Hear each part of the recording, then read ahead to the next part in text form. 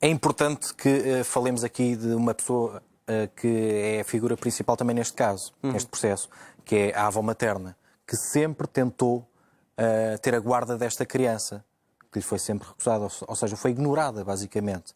E nós temos... o que não deixa de ser curioso, porque há um outro filho que foi dado para a guarda, para a avó paterna.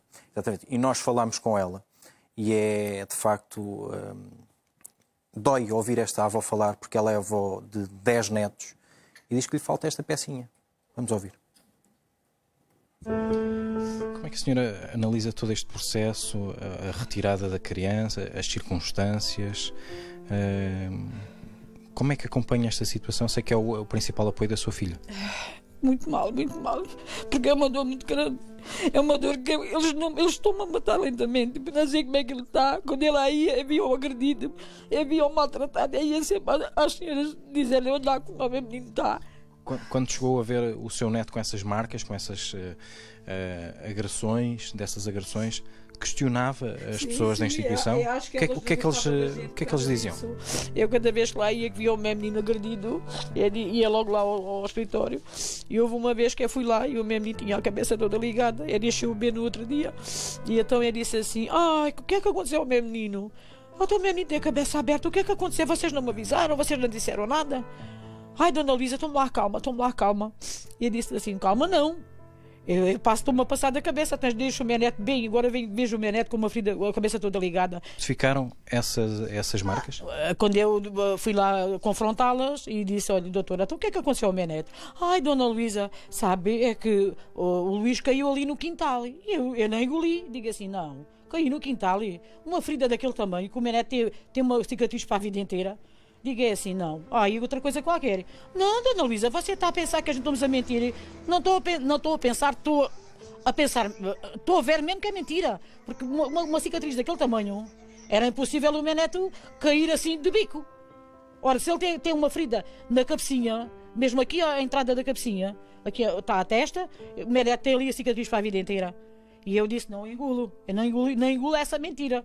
Ai, dona Luísa, você está a chamar mentirosas à gente. Diga assim: olha, é assim, ele é meu, a mim é que me dói.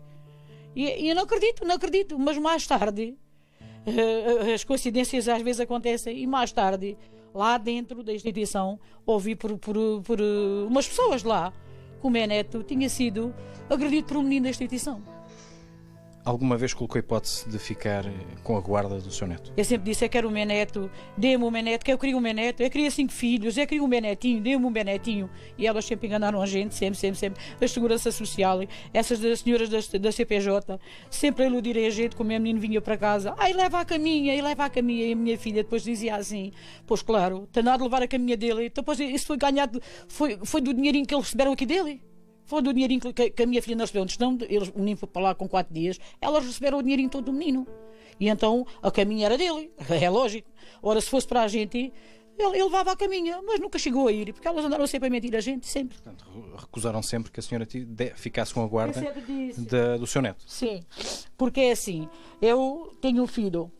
E o meu filho na altura não tinha filhos. Hoje tem, graças a Deus. Na altura não tinha filhos e o meu filho disse: mãe, eu vou-me pôr nisto, eu quero um menino, dê-me um menino que eu não tenho filhos. E o meu filho não lhe deram.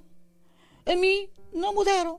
À mãe a mesma coisa. A sua filha não tem condições para ter o seu neto Luís, que está institucionalizado e dado para adoção. É isso. Mas tem condições para a sua netinha de 3 anos neste momento. Pois, é isso. Como é que a senhora vê isto assim muito friamente? O que é que acha que isto é assim? Eu acho que isto é uma cabala muito grande. É judiarem com as pessoas, é judiam com a família, judiam com as crianças. É injusto. Quando é que acha que vai voltar a ver o seu neto? Ai, eu queria que todos os dias eu peço a Deus. Todos os dias eu peço a Deus por os meus meninos todos, que eu tenho 10 com ele. E todos os dias eu peço que Deus me faça esse milagre. Que Deus me faça esse milagre. Porque era a maior alegria que eu já passo fazendo anos. Eu queria ter meus dias felizes com o meu menino. E assim não tenho. Eles estão-me a matar lentamente. Acreditem. Estão-me a matar lentamente. Porque é uma dor muito grande. Vê um dia, vê outro. E eu não vejo o meu menino. Não sei como é que ele está. Se ele está doente, se tem problemas, eu não sei. E havia outros dias que só quero que Deus me dê saúde. Para procurar Luís. A avó procura até ao fim do mundo. Estamos a concluir, Bruno. Devo dizer-te que estou a receber aqui outros casos na minha página no Facebook. Eu não consigo encontrar... Isto começa a ser alarmante, parece que estamos a levantar a ponta do iceberg. Mas é mesmo isso que é importante, porque nós estamos a dar a voz a muita gente. É claro que no meio destas coisas todas temos que averiguar bem as situações. E há aqui pais também, pais, homens. Exato. E ouvir este testemunho desta avó é quase como se... É uma facada, basicamente. Desculpem a expressão, mas isto é duro ouvir isto. Uma avó que pede a guarda. Um tio que pede a guarda do sobrinho que na altura não tinha filhos, tinha condições. Portanto, isto é duro. É duro. E esta criança, se já foi adotada, esta família nunca mais vai ver este menino. Não é? Podemos concluir, doutor? Sim, sim. O mais grave aqui ainda é outra coisa, é que a sentença é bipolar. Numa parte diz que o suporte inicial desta criança, portanto a visita habitual, era a família materna, que a família materna tinha manifestado a intenção de ficar com a criança, e depois na parte final a bipolaridade vai ao contrário, já depois do tal relatório das técnicas de fevereiro, a partir de fevereiro, a dizer que a família materna não tinha feito nada para ficar com esta criança. É que nem sequer foi ouvida. A questão é esta. E o juiz tem a obrigação... Mas o próprio argumento do herpes labial é ridículo. Porque ninguém retira crianças porque a mãe está com um surto de herpes labial. Eu questiono a direção. Eu questiono a direção do Instituto... Assim. Não, mas é que eu questiono a direção do Instituto de Segurança Social e questiono o Sr. Ministro do Trabalho, da solidariedade, portanto, social, que são eles os responsáveis pela supervisão destas técnicas. Pergunto-lhe se eles entendem que isto é verdadeiro motivo para se retirar estas crianças. E mais, este juiz deveria ter descartado, e tanto mais que na própria sentença, no início diz uma coisa, no final vem dizer outra completamente diferente, deveria ter descartado a questão daquela avó, portanto, ficar com a criança. Mas não, nem sequer seria a avó, seria a mãe, porque a mãe tinha condições, segundo o relatório, para ter uma mãe. Ou seja, o próprio juiz vem dizer que ela tinha condições para ter, mas que, portanto, não tinha pedido. Não tinha pedido, não.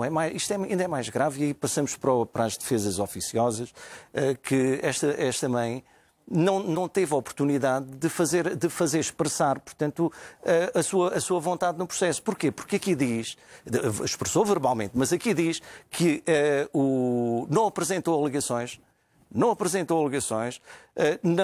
arrolou testemunhas, portanto, não é ela que o tem que fazer. E tinha um advogado. Agora, a culpa de quem é que é? A Ordem dos Advogados tem que se empenhar mais, portanto, no sentido da defesa oficiosa. O Estado tem que deixar de pagar miseravelmente aos advogados oficiosos, porque paga miseravelmente. Ou seja, não se pode querer ter uma boa defesa, que é uma obrigação do Estado, assegurar a defesa de quem não pode. Não se pode ter uma boa defesa sem bons advogados. Mas nós sabemos que há justiça para pobres e justiça para ricos, não é?